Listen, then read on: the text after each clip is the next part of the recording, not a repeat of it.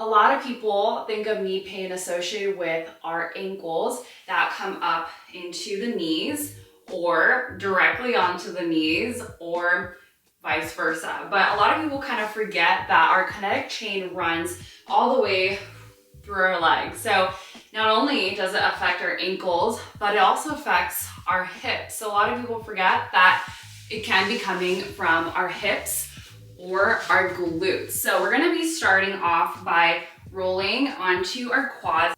If y'all want more of an in-depth way to roll properly, I have also made some videos in the past, so make sure to check that out in the description down below. But for today's sake, because I wanna make this as timely, time effective as I possibly can, we're gonna go ahead and just come into the quads again. I have both of the rollers underneath my quads here, holding for a second, finding a nice place, and then once you find a good spot, if it feels comfortable, you can either hold it down, and if it feels good, you can release the leg up.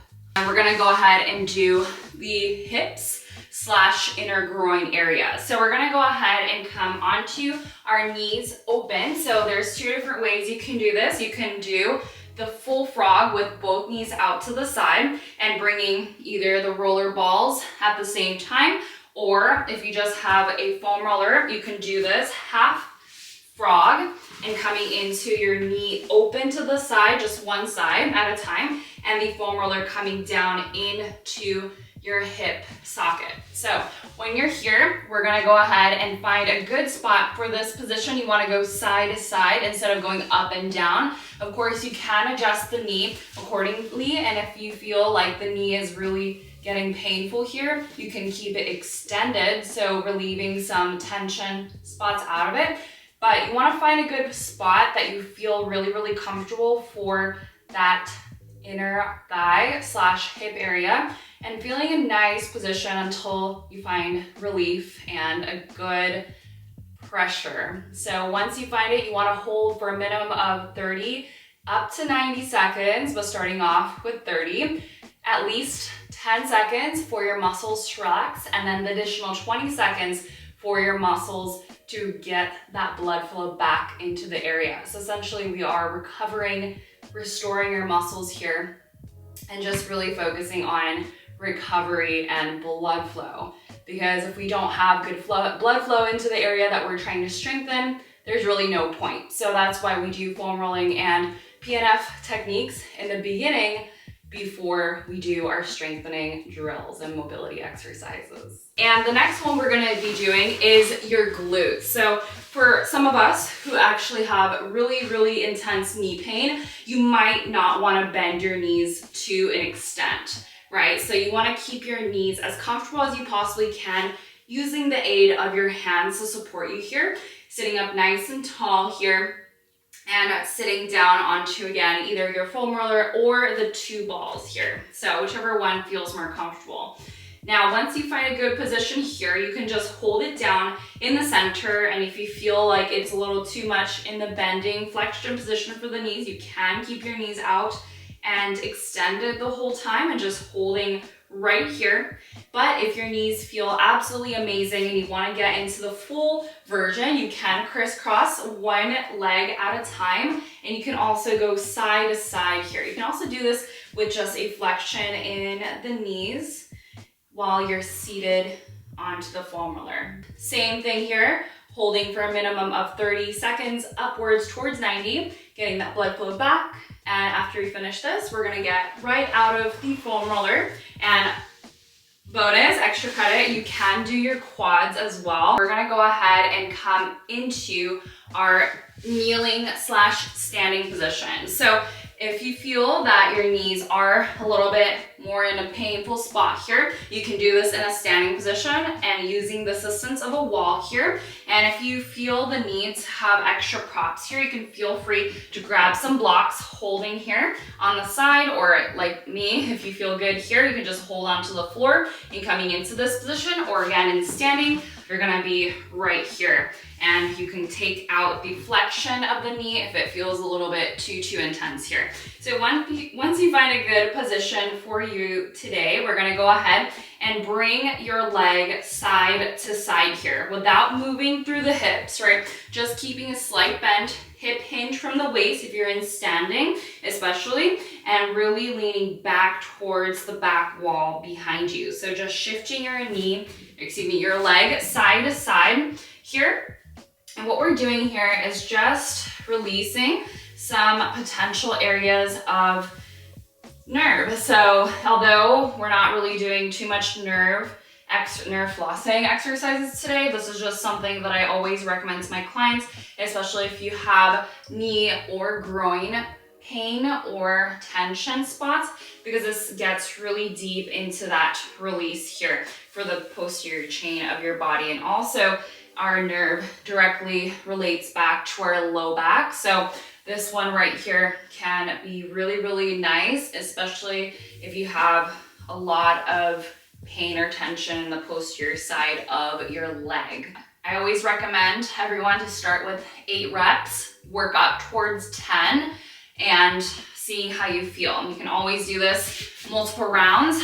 3 rounds is ideal, but of course you can do 1 round, see how you feel, and then move on to the next. And the next one, we want to come into a seated position, and we're going to go ahead and start with one side at a time. You can have your hands by your hips here to assist you here. Hold for a second here, and then we're going to flex through the foot of that side and then come into extension. So flex and extension. So what we're doing here is strengthening, again, the muscle groups that surround our knee here without bending through the knee. So this should feel really challenging, although it barely looks like we're doing something. This directly comes towards the quads here, and you can start to feel this area activated here. And the next exercise is going to be with a light kettlebell or dumbbell, and we're gonna come into the side that feels most intense, most tension that you feel. And we're gonna go ahead and shift your weight to the side. Again, we are targeting through the hip and the groin area here, so you're gonna feel a nice stretch. You also wanna make sure your hips are pointed towards wherever you're watching this video, because the minute you turn to the side, you're really not gonna feel that hip stretching and activating. So you wanna make sure everything is nice and neutral, pelvis forward, as we shift side to side. Now again, if it feels too much to hold the weight while you shift to the side, I advise doing this body weight, or if you start to feel any tension underneath the other knee as well, if you have both knees affected, I would highly recommend sliding a pillow underneath so that you don't feel too much for the knees. A lot of people forget that most of our lives, our hips are in flexion. So once we bring your hips into extension, they're like, whoa, what is this? So a lot of times you might feel and experience some tension here, especially because this is in such an extension position. But doing these, again, 3 rounds ideal, 8 to 10 repetitions, working up towards it, and you're gonna feel a lot of relief, especially if you feel this in your knees and intensely. And the last exercise that I recommend is a wall sit. You can do this at the comfort of your office or your home, and making sure that your hips are touching the wall here.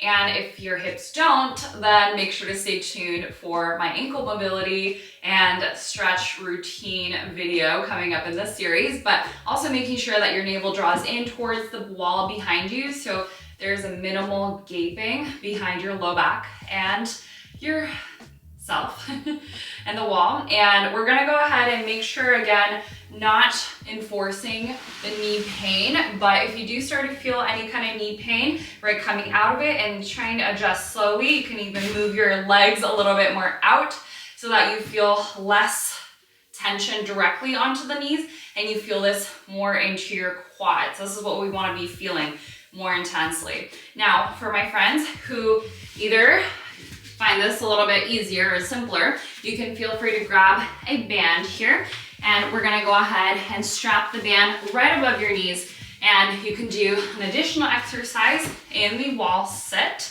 and open through your side, hold for a second, and then return back into neutral. You never want to close the knees all the way together because you'll notice nothing is working, right? Again, keeping your low back in contact with the wall, open through the knees, hold for a second, and then bring it back into neutral. Again, 8 to 10 reps, working up to 3 rounds. And what we're working here is the abductor complex. Again, when we're externally pushing out, it's like aliens abducting our leg away from us. So we're strengthening on the outer side of the knee in addition to the quad statically working with the dynamic composition of our abductor complex.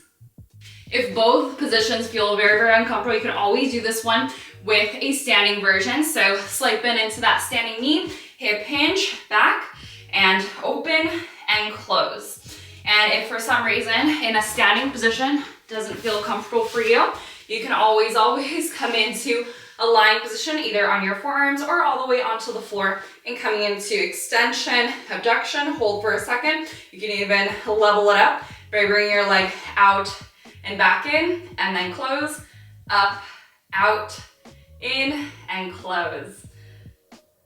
All right, well, that is it for this video today. I hope that this video was informative, it was helpful in some ways, and until the next one, I will see y'all, and I'll be covering more topics in this series, so stay tuned and have a wonderful day. Bye, y'all.